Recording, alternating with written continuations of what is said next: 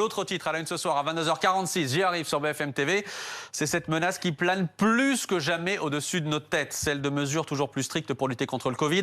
Toulouse et Montpellier sont désormais en zone d'alerte maximale, ça c'est fait, ça a été confirmé aujourd'hui. Mais le gouvernement et l'Elysée envisagent d'aller plus loin. Demain, Conseil de défense, l'idée qui sera sur la table, c'est celle d'imposer un couvre-feu, j'ai bien dit un couvre-feu dans les villes où le virus progresse encore et toujours.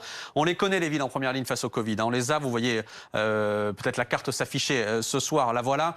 Ça ne veut pas dire que toutes ces villes-là auront un couvre-feu, Bruno, on va le préciser. On n'a pas encore la liste des villes, on n'a pas encore les horaires, entre guillemets, du couvre-feu. Mais le principe, il est acté. Le principe est acté. Maintenant, c'est vrai que le Conseil de défense va plancher ville par ville pour voir exactement, parce qu'évidemment, c'est une décision très très lourde, qui est un peu la dernière décision avant le reconfinement. L'idée, c'est d'assécher d'une certaine manière le réservoir que constituent ceux qui sortent le soir, c'est-à-dire les plus jeunes. Bonsoir Gaëtan Casanova. Bonsoir. Merci d'être là. Vous êtes interne en anesthésie, réanimation à l'hôpital Foch à Suresnes. On voit que le virus est en train de se répandre à grande vitesse chez les jeunes, par exemple en Ile-de-France, avec un chiffre complètement dingue. Taux d'incidence chez les 20-29 ans en Ile-de-France, il est à 800. Il est à 800 ce taux d'incidence. C'est 8 fois plus que la moyenne nationale pour toute la population. Est-ce que ce chiffre-là vous inquiète tout particulièrement ? Il ne m'inquiète pas d'emblée, si vous voulez. La difficulté, on le sait depuis un certain temps, les populations jeunes ont tendance à être plus facilement infectées pour tout un tas de raisons qu'on peut deviner, notamment de mode de vie. Ce qui est essentiel derrière, c'est que c'est un facteur de contamination de personnes qui sont à risque, de personnes âgées ou de personnes qui ont des pathologies cardiovasculaires, respiratoires ou autres. Donc je crois que l'inquiétude, elle n'est pas tant dans cette population à partir du moment, évidemment, où il n'y a pas de personnes avec des facteurs de risque. Elle est essentielle, en revanche, dans les mesures qu'on va mettre en place pour éviter, alors d'une part, essayer de responsabiliser et éviter que ces personnes-là, que ces jeunes, transmettent le virus à des personnes à risque. Et ça veut dire que pour vous, le couvre-feu, l'hypothèse d'un couvre-feu, peut être une bonne manière justement pour couper ce lien-là ?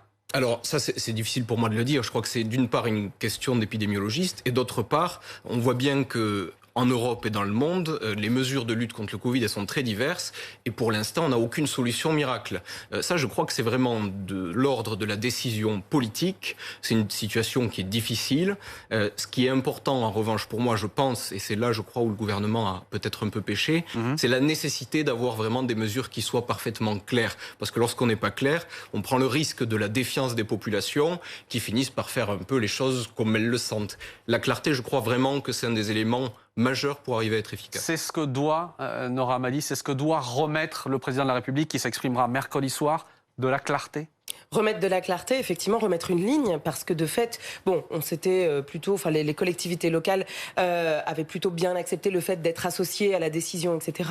Mais on voit bien qu'il n'y a rien de lisible pour le français moyen sur est-ce que les bars sont fermés, est-ce qu'ils sont pas fermés. Ils sont fermés, sauf que de fait, si jamais ils ont la capacité de faire un petit peu à manger, ils ferment pas. Rien que ce week-end, sur 500 en Ile-de-France, 500 contrôles, 150 verbalisations. Donc c'est bien que déjà, pour les professionnels qui disent en fait que les décrets sont pas clairs, qu'ils les ont la veille, qu'ils changent tous les 3 jours, etc. C'est absolument incompréhensible. Donc pour le français moyen, c'est encore moins clair. Gaëtan Casanova, il y a un chiffre qui est donné ce soir par Martin Hirsch, le patron de la PHP. Il dit d'ici la fin du mois d'octobre, c'est pas loin, c'est dans 2 semaines, on sera à 90% de lits de réanimation occupés par des patients Covid en Ile-de-France. C'est ce que vous voyez, vous aussi, à l'hôpital Foch en ce moment ?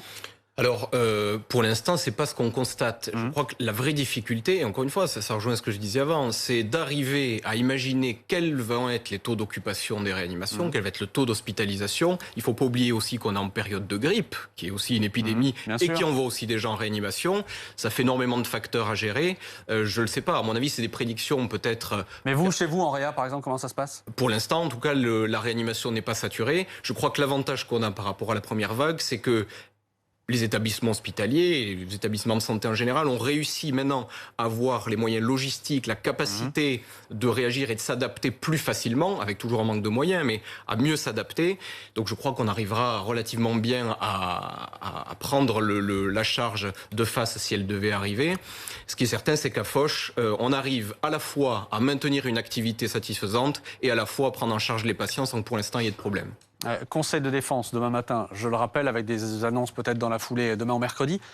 Bruno, ce matin, le Premier ministre disait reconfinement localisé Peut-être, pourquoi pas. L'hypothèse est sur la table aussi, comme le couvre-feu. Oui, absolument. Ce matin, il a indiqué cette possibilité. Il faut savoir que l'exécutif montre ce qui se passe aussi chez nos voisins. Le reconfinement en Espagne pour Madrid, la Catalogne, le reconfinement partiel aussi dans certaines villes allemandes, un quartier important, Brooklyn, je sais plus si oui, c'est à New York. Donc le reconfinement partiel chez nos voisins et même plus loin, ça existe, ça se pratique et on voit bien que les chiffres en France étant dans la situation où ils sont, c'est-à-dire très mauvais, toutes les mesures vont être prises, même si l'horizon du reconfinement tel qu'on l'a vécu au printemps, ça c'est aujourd'hui exclu. C'est aujourd'hui exclu. Demain, Conseil de défense et autre rendez-vous mercredi soir. Mercredi soir, juste avant 20h, prise de parole d'Emmanuel Macron. Ce sera à suivre en direct sur BFM TV. On annonce une longue prise de parole, si je puis dire. C'est une interview assez dense et assez longue. Oui, 45 minutes, c'est ce qui est prévu pour l'instant. Une interview donc assez longue, consacrée presque exclusivement au Covid, parce que le président veut à la fois ce que vous disiez tout à l'heure avec Nora, clarifier la situation sanitaire avec une opération transparence en quelque sorte.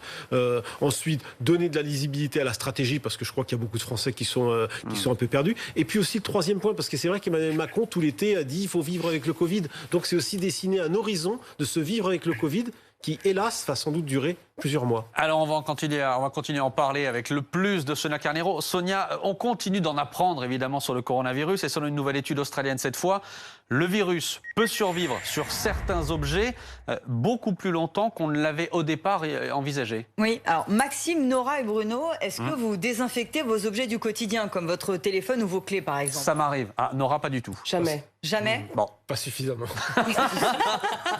Alors, eh bien, sachez que des chercheurs de l'Agence scientifique nationale australienne, ça s'appelle la CSIRO, ont mesuré eh bien le temps de survie du virus sur 6 surfaces que l'on retrouve dans notre quotidien. Donc, il y a le verre, l'acier, le papier, les billets de banque en polymère, le coton et le vinyle qu'on le retrouve utilisé, par exemple, dans des parquets. Alors, leur étude a été réalisée selon des températures ambiantes de 20, 30 et 40 degrés, avec une conclusion. Quand il fait chaud, le virus ne résiste pas longtemps. Prenons un exemple avec donc un téléphone. Quand il fait 40 degrés dehors, je rappelle que ce sont des chercheurs australiens, le virus disparaît, vous le voyez, au bout de 24 heures. Quand il fait 30 degrés, le coronavirus reste 7 jours sur la surface de votre téléphone. Mais quand il fait 20 degrés, le virus survit pendant au moins 28 jours. 4 semaines. 4 semaines. Imaginez, si vous êtes positif, là, maintenant, et que vous touchez votre téléphone, dans un mois, vous retrouverez encore des traces sur la surface de votre portable. Alors, les chercheurs, ils précisent tout de même que ce n'est pas parce que vous touchez un téléphone ou un autre objet infecté par le virus que vous allez être contaminé. Voilà. Expliquons-nous bien. On rassure tout le Cela monde. dépend évidemment de la quantité de virus présente sur l'objet. Je vous vois évidemment opiner. Évidemment, c'est bien ça. Et ces surfaces lisses en verre, on en retrouve beaucoup dans notre quotidien aujourd'hui. Les écrans des caisses libre-service dans les supermarchés. Arrêtez, je vais plus oser les faire micro. C'est pareil. Les écrans des distributeurs de billets aussi, qui sont parfois tactiles. C'est pareil. Et vous le voyez aussi, quand il fait 20 degrés sur les vêtements en coton, le virus ne tient pas plus de 14 jours. Alors, cette étude, il faut savoir, elle ne convainc pas le professeur Stéphane Gaillet, infectiologue au CHU de Strasbourg.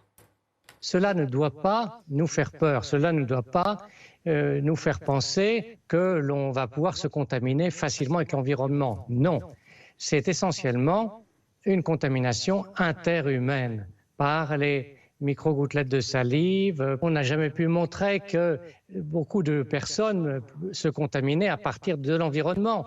Ça doit arriver, mais je considère que la probabilité de se contaminer et donc de s'infecter de cette façon est faible. Ah oui, donc doucement, je vous vois déjà chez vous, je vous imagine avec le paquet de lingettes à la main en train de désinfecter votre téléphone, les poignées de porte et de courir désinfecter le bouton de l'ascenseur de l'immeuble. Attendez, parce que finalement, ce n'est pas l'objet qui doit être propre, mais finalement, c'est ce qui touche l'objet, c'est-à-dire vos mains.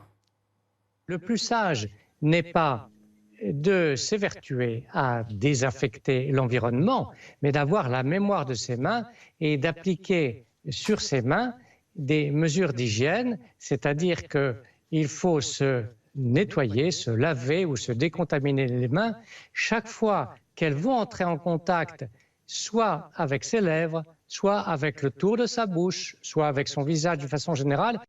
Alors, selon les chercheurs australiens, eh bien, cette étude, elle pourrait expliquer, souvenez-vous, l'apparition d'importants foyers de contamination dans des espaces frais ou froids comme les abattoirs. Il y en a eu beaucoup pendant un moment où, en plus, les employés travaillent sur des surfaces en acier. Et ils concluent, ces chercheurs australiens, que ce virus sera donc encore plus résistant en dessous des 20 degrés quand nous rentrerons pleinement dans l'hiver. Merci Sonia Carnero. Et on revient à ce que vous dites. Oui, Nora. Oui, alors sachez par ailleurs que l'État de Victoria, en fait, en Australie, est confiné depuis mi-août. C'est l'hiver là-bas.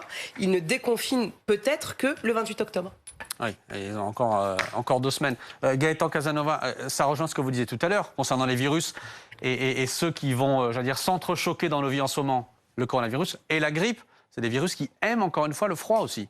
C'est les virus hivernaux, c'est les épidémies hivernales. D'ailleurs, à ce propos, je crois, on n'en a pas encore entendu parler. La campagne, elle commence mardi. C'est essentiel pour les personnes à risque, qui sont à peu près les mêmes profils que les personnes à risque du coronavirus, de forme grave de coronavirus, évidemment, à quelque chose près. Eh bien, c'est nécessaire pour ces personnes-là, à partir du moment où elles ne sont pas symptomatiques, où elles n'ont pas de fièvre, de se faire vacciner. La campagne, elle a commencé. Les recommandations de ce point de vue-là, elles sont très claires. Donc, c'est vraiment important que ces personnes-là se mettent en rapport avec leur médecin, leur pharmacien. Nora. Mais est-ce que nous, par exemple, on doit, si on est en contact avec des gens qui sont potentiellement à risque, est-ce qu'on doit se faire vacciner? Contre la grippe? Contre la grippe. Alors, ça fait pas partie des recommandations qui sont formelles. En revanche, lorsque vous êtes vraiment couramment en contact avec ces personnes-là, rien n'interdit de le faire. Et pour ma part, je pense que c'est plutôt une bonne chose de le faire en tant que professionnel de santé pour éviter la contamination de nos patients hospitalisés. Eh bien, on se fait vacciner tous quasiment contre la grippe. Donc je pense qu'il faut savoir le faire pour éviter à certaines personnes d'avoir des soucis. Mais alors attendez, vous dites ça, mais on sait très bien que les soignants, beaucoup de soignants, refusent chaque année de se faire vacciner contre la grippe et ne le font pas. Est-ce que vous le faites habituellement? Est-ce que vous allez le faire cette année? Moi, je le fais systématiquement et je le fais cette année. Eh ben voilà, on a un bon élève en plateau. Merci en tout cas, Gaëtan Casanova, d'avoir été avec nous sur ce plateau ce soir en direct sur BFM TV. Il est quasiment 23h, mesdames, messieurs.